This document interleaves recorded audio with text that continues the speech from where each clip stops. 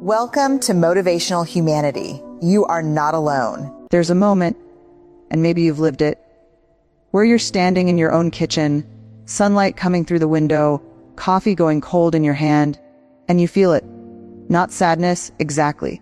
Not fear, something quieter than that. Something older. It's the feeling that you have been strong for so very long. And nobody, not one single soul, has ever thought to ask if you were tired. You've carried things that would have broken other people. You know you have. There were years when the bills didn't add up, and you made them add up anyway. There were nights you sat beside hospital beds, or held the phone after a call that changed everything, and you didn't fall apart, because someone needed you not to fall apart. You became the woman people leaned on, the one with the steady voice, the one who knew what to do, and that's beautiful, it truly is. But here's the unspoken truth that nobody talks about at the kitchen table or in the church pew or at the family dinner where you're the one who cooked everything and somehow also cleaned up after. Strength without sanctuary will hollow you out. Somewhere along the way, and I want you to really sit with this, somewhere along the way, you started confusing endurance with faith.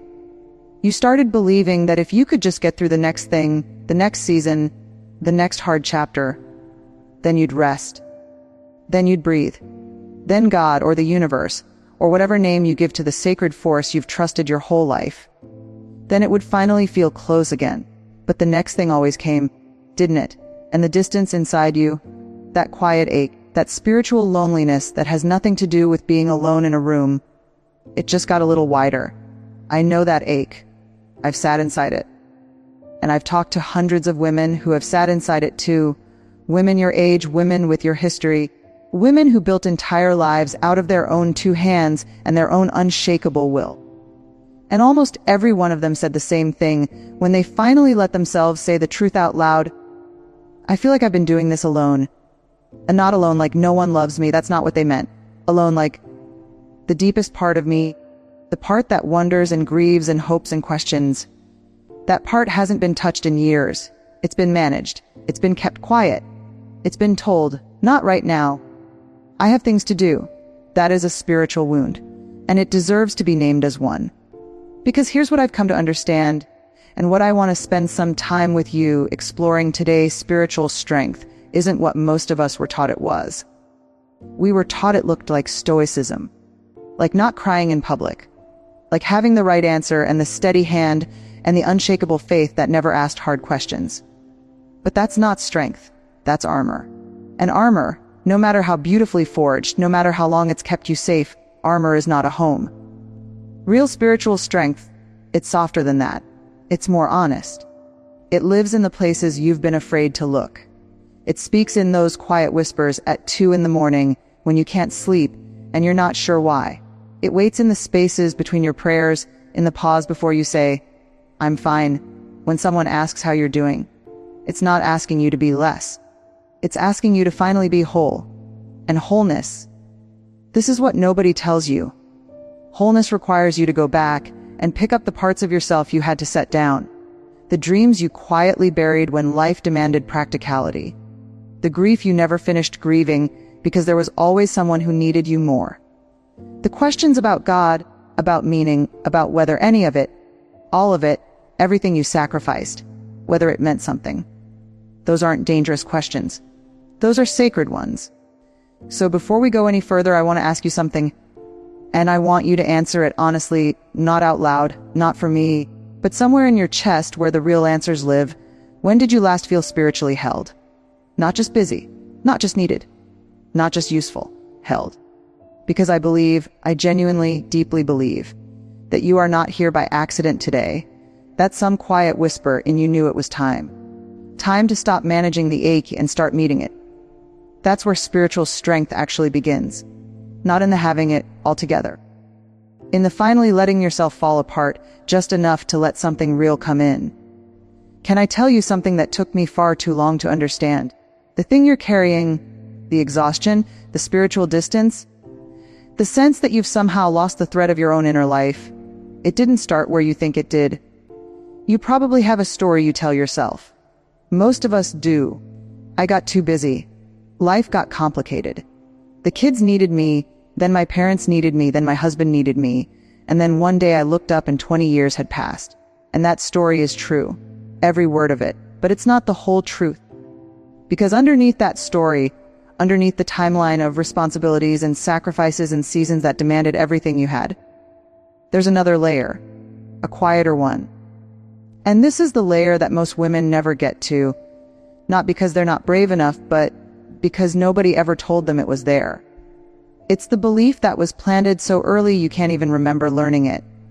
The belief that says your needs are the last ones on the list. Think about where that came from. For many of you, it came from watching your own mother, a woman who gave and never once asked for anything in return and was praised for it. Held up as the example, the good woman, the selfless one, and you loved her, you admired her, you wanted to be her. So you learned what she learned from whoever taught her that a woman's spiritual life, her inner world, her private relationship with God or with meaning or with her own soul, that was something you tended to after everyone else was tended to. After the dishes, after the homework, after the crisis, after the marriage trouble and the financial strain and the aging parents and the grief that never quite got its proper season. After and after never came. It still hasn't. Has it? Here's the wound beneath the wound.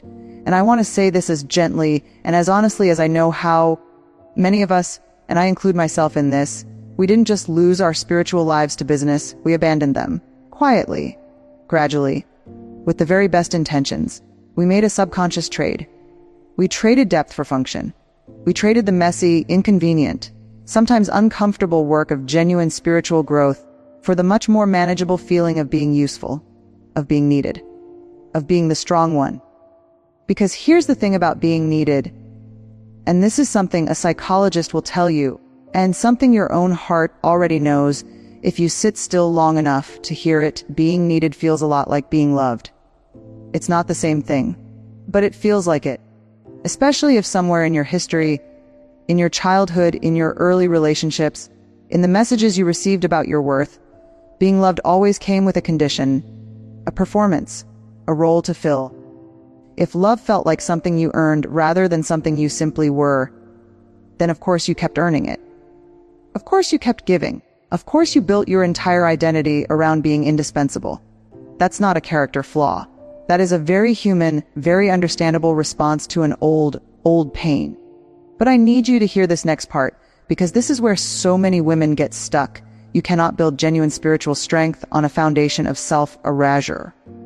You just can't. I've watched women try. Beautifully, devotedly, heroically try. Women who prayed every morning and volunteered every weekend and quoted scripture and showed up for everyone they loved without exception. And they were still empty inside, not because their faith wasn't real. It was. Completely. But because they were bringing half a self to the altar. They were coming to God, or to their spiritual practice, or to their moments of quiet, and they were leaving the complicated parts outside.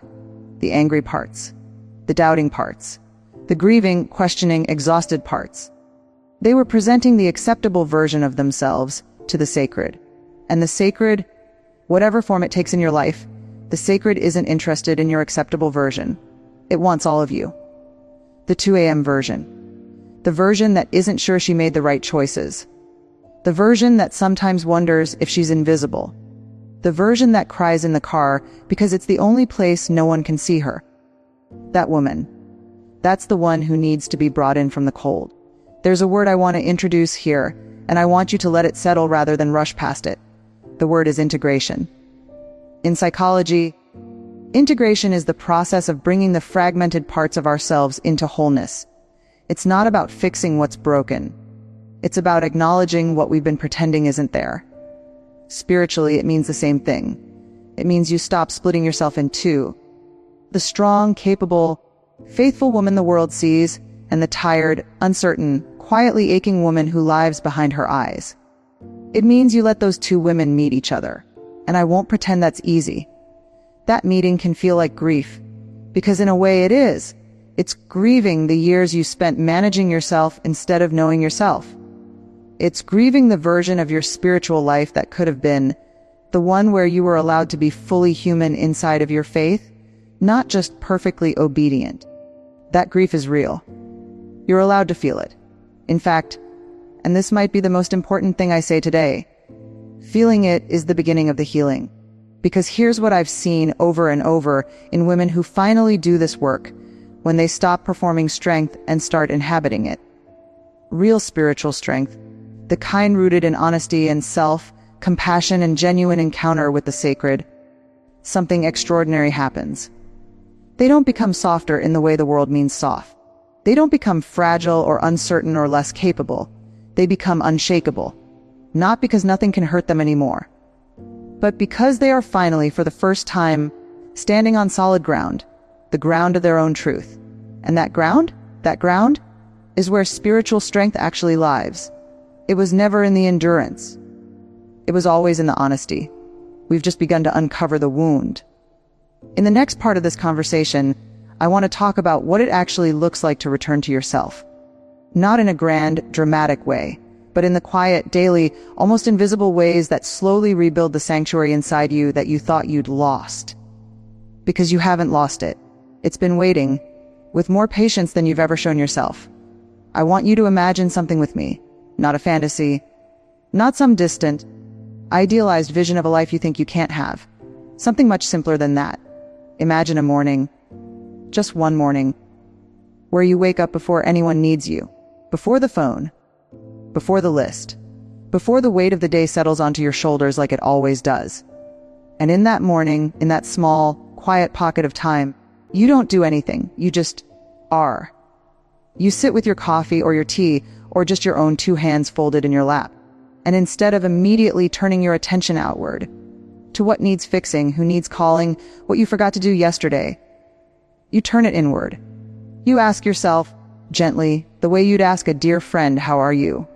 No, really, how are you? That's it. That's the beginning of the return. It's not a retreat. It's not a spiritual overhaul. It's not a program or a practice or a 12-step journey back to your soul. It's just a moment of honest attention. And for many of us, for most of us, after decades of looking everywhere but inward, that single moment of honest attention can feel absolutely revolutionary. I want to talk about what returning to yourself actually looks like, because I think we've been sold a version of spiritual renewal that doesn't serve us. The version with the mountain retreat, and the journal with the beautiful cover, and the epiphany that arrives like lightning and changes everything in an instant. Sometimes that happens, but rarely, more often, and this is what I want you to hold on to, more often, the return is unglamorous. It looks like pausing before you say yes to something and asking yourself whether you actually have anything left to give. It looks like sitting in church, or in your garden, or in your car in a parking lot, and letting yourself cry without immediately apologizing for it, or explaining it, or shutting it down. It looks like picking up a conversation with God, or with whatever sacred presence you feel most connected to, that you stopped having because you didn't know how to talk about the hard things, the doubts, the disappointments, the prayers that felt like they went unanswered. It looks like beginning that conversation, the real one, not the polished one. Here's something I've noticed about women in the second half of their lives. And when I say second half, I mean the beautiful, complicated, deeply textured years between 55 and 75, which are not a winding down but a ripening. Something shifts in these years. Something cracks open. The things you could outrun in your 40s, the unresolved grief, the unasked questions, the identity that was built entirely around roles and responsibilities, they slow down enough for you to catch them. Or rather, they catch you. And many women experience this as a crisis, as something going wrong. But I want to offer you a different frame. What if it's something going right? What if the spiritual restlessness you feel, that sense that the old answers don't quite fit anymore, that the faith you were handed in childhood needs to be owned rather than just inherited, that there is something more authentic waiting just beneath the surface of the life you've been living? What if that restlessness isn't a sign of losing your faith? What if it's a sign of your faith finally growing up? Real spiritual maturity. And I mean real, not performed, not inherited, not maintained for the comfort of others. Real spiritual maturity asks you to wrestle. It asked Jacob. It asked Job. It asks every mystic and saint and ordinary faithful person whose story has survived the centuries. It will ask you too. And the wrestling won't always feel holy while it's happening. It will sometimes feel like doubt. It will sometimes feel like anger. It will sometimes feel like standing in a field in the dark, calling out to something you can't see, and wondering if anything is listening. Stay in that field. Because here's what I know. What history knows, what the deepest traditions of human spirituality have always known. The ones who stay in the field come out different. Not perfect, not without scars, but different in the way that matters, rooted in something real. Anchored in something they didn't receive from someone else, but found for themselves in the dark, in the wrestle, in the honest and terrifying act of refusing to settle for a faith that doesn't actually hold their full weight. So let me get practical with you for a moment, because I think we need that. I think after all this feeling, you might be asking, all right, but what do I actually do? And I love that question. It's a good question. It's the question of a woman who is ready. Here's what I've seen work. Not as prescription, as invitation. The first thing is what I'd call reclaiming your silence. Not silence as emptiness, but silence as a sanctuary you deliberately enter, even 10 minutes, even 5. A space where you are not producing, not performing, not solving. Where you are simply present to yourself and to whatever sacred presence you believe accompanies you. This is not wasted time. This is the most important appointment of your day. The second thing is telling the truth to someone. Not everyone, not publicly, but one person, a trusted friend, a therapist, a spiritual director, a sister, anyone who has earned that kind of access, and telling them the thing you've been carrying alone. The doubt, the fatigue, the grief that didn't get its proper season, the thing you've been managing in private.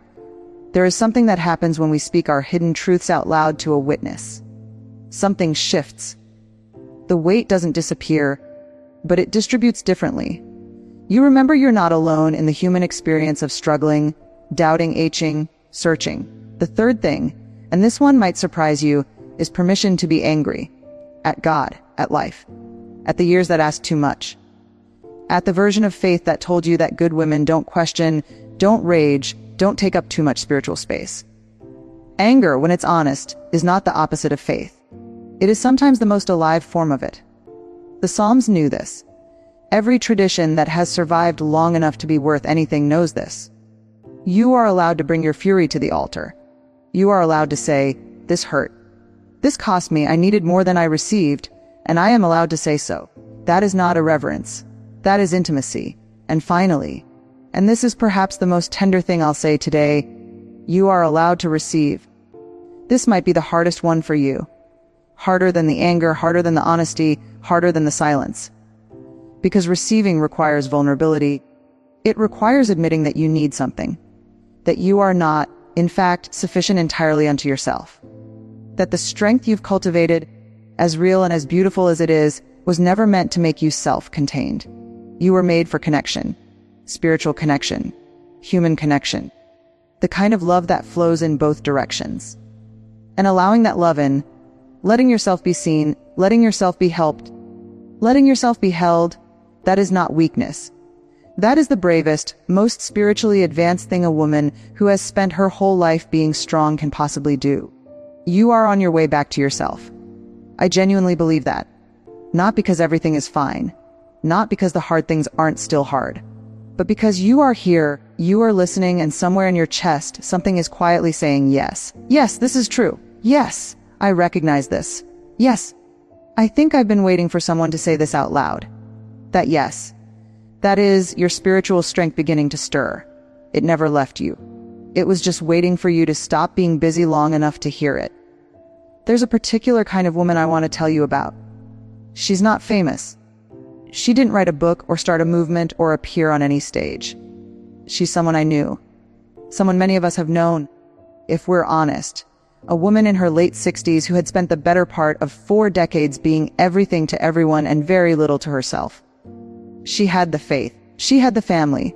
She had the reputation of someone who handled things gracefully, who never complained, who showed up.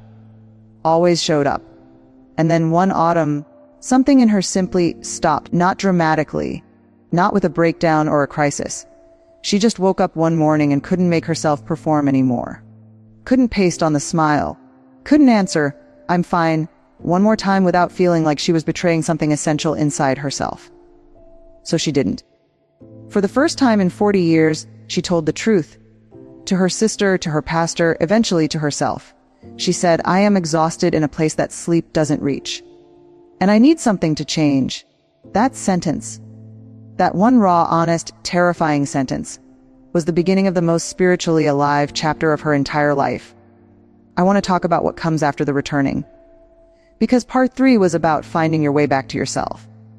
This final part is about what you build once you're home. And I want to be honest with you about something first. The becoming isn't a destination. There is no morning you will wake up and think, "I have arrived. I am now spiritually whole and complete, and the work is done." That morning doesn't exist. And if someone is promising it to you, in a book, in a program, from a pulpit, I want you to hold that promise loosely. What does exist is something better. A way of moving through your days that is rooted in your own truth. A relationship with the sacred that belongs to you, not to your mother's expectations, or your church's requirements, or your family's comfort. A version of yourself that is finally, fully inhabited. That's not a destination, that's a practice. And the difference matters enormously. Because here's what a practice means. It means some days you will feel it completely. You will wake up and the connection will be there. That warm, steady, unshakable sense that you are held, that your life has meaning, that the sacred is close and real and personal. And other days you won't feel any of it. And both of those days count. This is something the women who have walked this path before us understood in their bones. The mystics called it the dark night of the soul. Those seasons where the spiritual warmth recedes and you're left walking by something that feels more like stubbornness than faith. Where you keep showing up to the silence, not because it feels holy, but because you've decided somewhere deep and unshakable that you are not going to abandon yourself again. That decision, that quiet, unglamorous daily decision, that is what spiritual strength actually looks like in a human life. Not the mountaintop moments. Not the transcendent experiences. The ordinary faithfulness to your own becoming. I want to talk about legacy now. Because I think it matters for you at this stage of your life, in a way it perhaps didn't in earlier decades. You are at an age where you can see both directions. Behind you, the long road of everything you've lived. Ahead of you, years that are fewer than the ones behind, but potentially, the most meaningful you've ever known. And whether you realize it or not, the women around you are watching. Your daughters, your granddaughters, the younger women in your community who see how you carry yourself, how you speak about your life, what you do when things are hard. They are learning from you right now. And here's the legacy question I want to leave with you, not as pressure, but as invitation. What do you want them to learn? Do you want them to learn that strength means silence? That faith means never questioning? That a good woman disappears into her service and is somehow sanctified by her own erasure? Or do you want them to learn something truer? Something harder? Something that will actually serve them when the inevitable hard seasons of their own lives arrive? Do you want them to learn that real strength has a voice? That faith can hold doubt and still be faith? That a woman who knows herself, who tends her own inner life, who refuses to abandon her own soul, that woman is the one worth becoming. Because the way you live this chapter of your life is a teaching, whether you intend it to be or not. And I believe, with everything I have, that you have the capacity to make it the most honest, most luminous, most genuinely powerful teaching of your entire life. Let me tell you what living from the inside out actually looks like in the ordinary texture of your days. It looks like a boundary spoken without apology. Not unkindly, you don't have to be unkind, but clearly, I can't do that right now. That doesn't work for me. Words that once felt selfish suddenly revealing themselves as sacred. Because you are no longer abandoning yourself in order to be accepted. You are bringing your whole, honest self into your relationships and trusting that the ones worth keeping will meet you there. It looks like a spiritual practice that is yours. Not inherited, not performed for an audience, not maintained out of fear or obligation. Maybe it's formal prayer, Or maybe it's sitting in your garden in the early morning with your hands in the dirt and your heart open to whatever is listening. Maybe it's the ancient liturgy of your tradition, or maybe it's a walk by water, or maybe it's simply the act of writing down each evening the moments of the day that felt like grace. Whatever it is, own it.